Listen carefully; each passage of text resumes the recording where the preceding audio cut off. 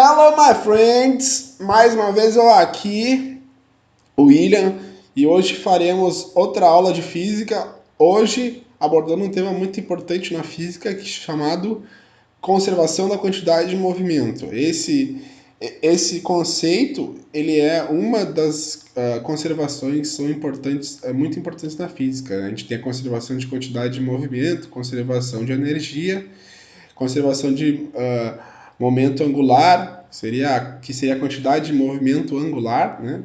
Mas hoje falaremos da quantidade de movimento e sua conservação. Então, bora lá! Então, a primeira coisa que a gente tem que fazer é falar sobre o que é definir a quantidade de movimento, né? Ou o momento linear, né? Então, vocês podem ver que a quantidade de movimento e o momento linear ssão sinônimos. Ou ainda, se tu quiser ser muito chique, tu fala momentum linear, daí é latim, né? Então, vamos calcular o momentum linear. Muito chique. Enfim, o que é esse tal de momento linear ou quantidade de movimento? Então, definimos a quantidade de movimento, que é o vetor P, né? Esse é um vetorzinho P, como o produto da massa m de um corpo pelo seu vetor velocidade v. Então, quantidade de movimento ou momento linear, P é igual a massa vezes a velocidade de um corpo, certo? E então, o que isso nos diz? Isso diz que a quantidade de movimento de um corpo é uma grandeza vetorial, certo? Porque o P aqui como a quantidade de movimento é o produto de um escalar por um vetorial, ele tem que dar uma quantidade vetorial. Assim como a gente viu nas outras aulas, esse vetor P aqui vai obedecer às propriedades dos vetores, então. E eu botei uma imagem aqui para a gente elucidar mais esse conceito. Por exemplo, aqui a gente tem duas massas, certo? M1 e M2, que são iguais, certo? E a gente tem velocidades V1 e V2, que em módulo elas são iguais, certo? Você lembra o que é módulo? Nas outras aulas de vetores que a gente viu. É a quantidade, né? É apenas o tamanho da flechinha, é apenas isso. E nesses vetores aqui, esse vetor V1 e V2, o tamanho da flecha é igual. Então, só tendo a massa igual, M1 e M2, e a quantidade da flecha igual, V1 e V2, isso basta para dizer que a quantidade de movimento é igual? Não, não basta. Por quê? Porque embora esse vetor V1 e esse vetor V2 estejam a mesmo módulo, eles têm direções e sentidos diferentes. Portanto, eles não têm a mesma quantidade de movimento. Mesmo que os corpos aqui estejam a mesma massa e mesmo que estejam a mesma velocidade em módulo. Portanto, como a quantidade de movimento é uma grandeza vetorial, qualquer modificação no vetor velocidade altera a quantidade de movimento. Então aqui a gente tem duas quantidades de movimentos diferentes. A gente tem a quantidade de movimento P1 e a quantidade de movimento P2. Certo. E quando a gente vai introduzir uma nova grandeza na física, a gente tem que falar das unidades dessa grandeza. E quais são as unidades da quantidade de movimento? Bom, a unidade de quantidade de movimento no SI é o quilograma metro por segundo. Mas também pode ser expressa em outras unidades de massa e velocidade, né? Como o quilograma centímetro por segundo ou grama vezes centímetros por segundo. Mas é preferível usar o sistema internacional nesse caso, que é muito mais comum o quilograma metro por segundo. Então, quando a gente fala de momentum linear,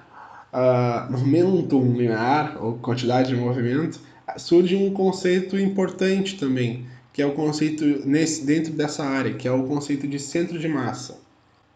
Então, o que vem a ser esse centro de massa? O centro de massa de um corpo, um sistema de partículas. Aqui, sistema de partículas, a gente fala como se fosse, por exemplo, nós. A gente é um sistema de partículas, a gente é formado de átomos, então a gente é um corpo com várias partículas. Mas também esse conceito pode pensar um sistema formado por corpos. Por exemplo, o sistema Sol, Terra, é um sistema. Daí tu só está considerando esses dois corpos, né? Tudo que for externo a isso é fora do sistema. Ou quando a gente está pensando na gente, a gente é um sistema. O resto do universo é fora do sistema, certo? Então, o centro de massa de um corpo, um sistema de partículas, é o ponto que se move como se toda a massa do corpo estivesse concentrada nesse ponto e todas as forças externas estivessem aplicadas nesse ponto.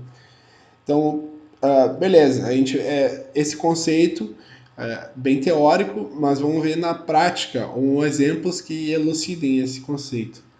Por exemplo, aqui, vamos pensar num anel, certo? Um anel. O anel ele tem massa só na circunferência, certo? E esse anel tem um ponto que a gente pode pensar em que toda a massa daquele anel estaria concentrada ali e que todas as forças externas a esse sistema anel poderiam ser pensadas, aplicadas naquele ponto ali. Esse ponto é o centro de massa e num anel ele vai estar no centro do anel. Olha só que interessante, porque o centro de massa ele não precisa estar nem onde tem massa no sistema. No caso do anel aqui, ele está no centro do anel, certo? Onde não tem nenhuma massa. Então o centro de massa ele não precisa estar num ponto em que tenha massa, né? Não precisa estar num ponto material. Ele pode ser um ponto só espacial, mas que representa como se toda a massa do corpo estivesse concentrada ali. Na mesma forma, aqui a gente tem um bastão, certo? Tipo um bastão de beisebol. Daí a gente tem um ponto nesse bastão de beisebol que dá para pensar como se toda a massa do bastão estivesse ali. E olha só, nesse caso aqui, ó, está se jogando o bastão, certo? E esse bastão, as partículas do bastão em torno desse ponto aqui preto estão fazendo uma trajetória muito mais complexa do que uma parábola, certo? Entretanto, né, aqui a gente está pensando com a gravidade ligada.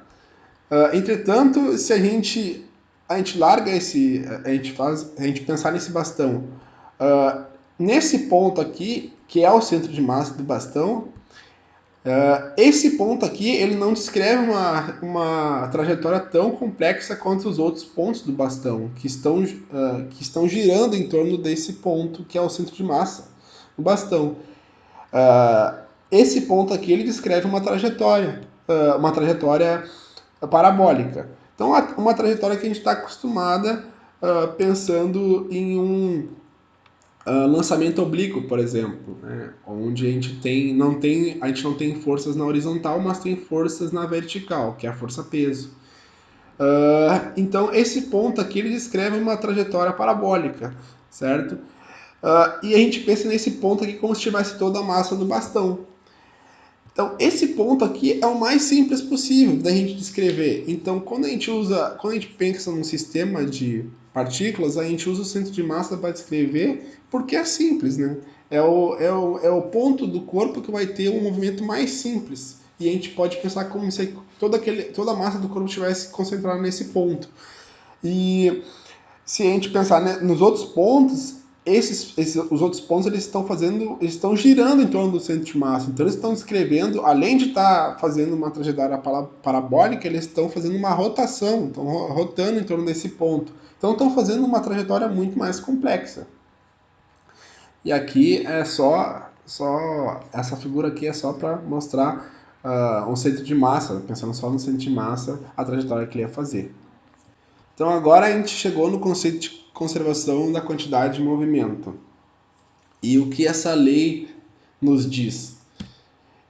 A lei de conservação da quantidade de movimento diz o seguinte: ela diz que na ausência de forças externas, ou seja, quando a força resultante no sistema é igual a zero, a quantidade de movimento de um sistema permanece constante. Ou seja, aquele P lá, a massa do corpo vezes a velocidade total do corpo, vai permanecer constante, né? ou a soma da quantidade de movimento de cada partícula do corpo vai permanecer constante. Então aqui eu peguei uma imagem de uma bomba. E a gente vai pensar nessa bomba como se ela estivesse no espaço e não tivesse nenhuma força atuando nessa bomba. Então reparem aqui, no começo essa bolinha aqui, né, eu disse uma bomba, mas é para pensar numa bola que tivesse uma bomba dentro dela.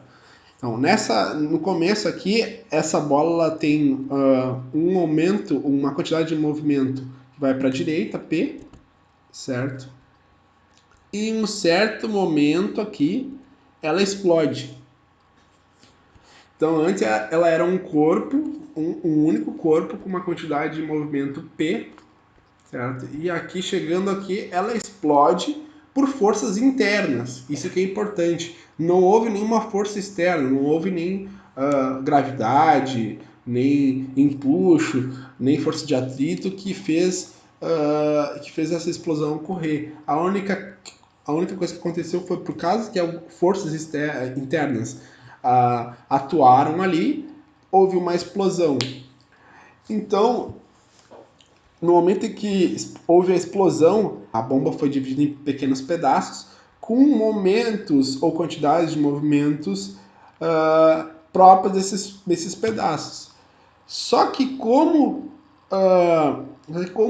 essa explosão foi devida apenas a forças internas, a soma dessas quantidades de movimento aqui, vocês se lembram lá da aula de vetores e soma vetorial, né?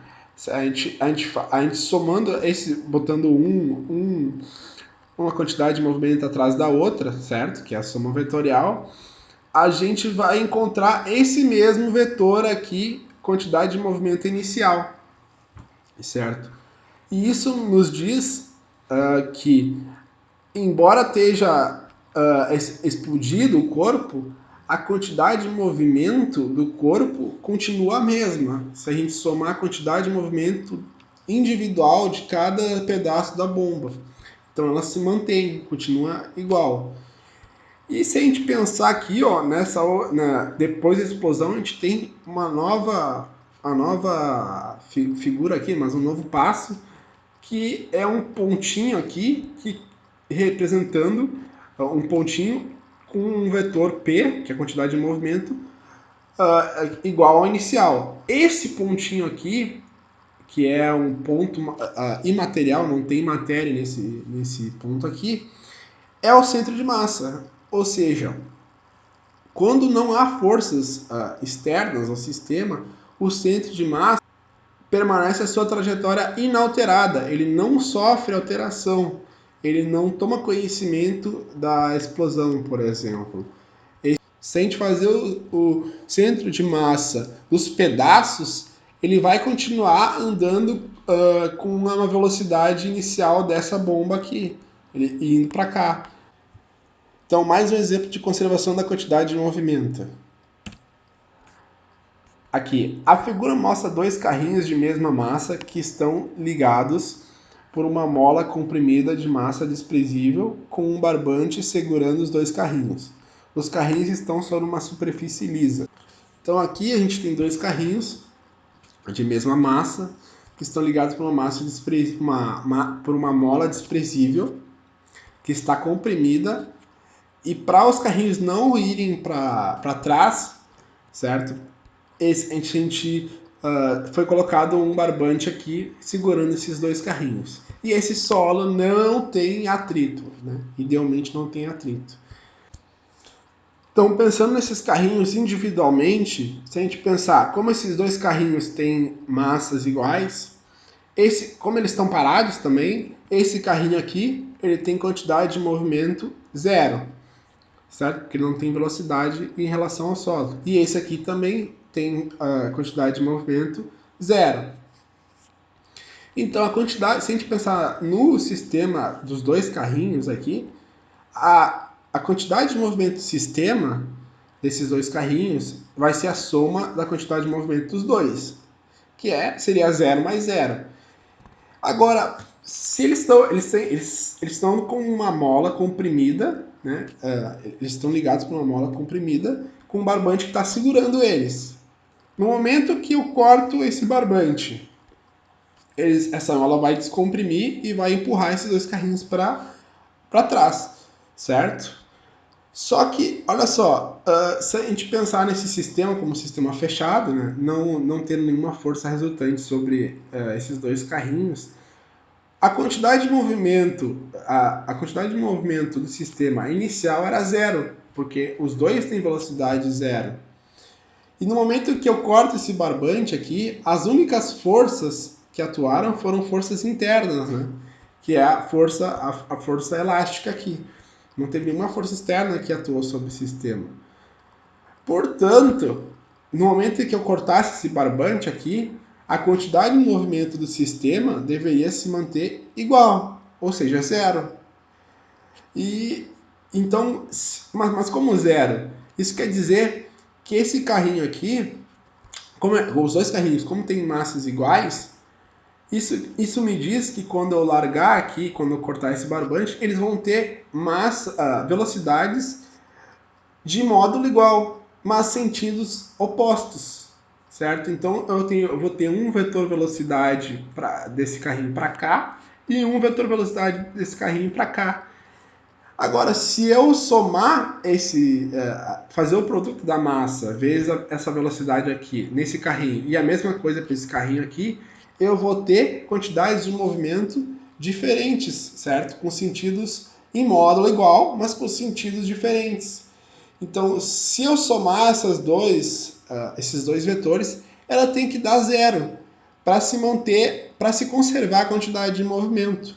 E é por isso que é importante a conservação de quantidade de movimento, porque a gente consegue obter, se ele nos desse aqui, por exemplo, só a velocidade desse carrinho, a gente conseguiria obter a velocidade desse carrinho também, por conservação de quantidade de movimento.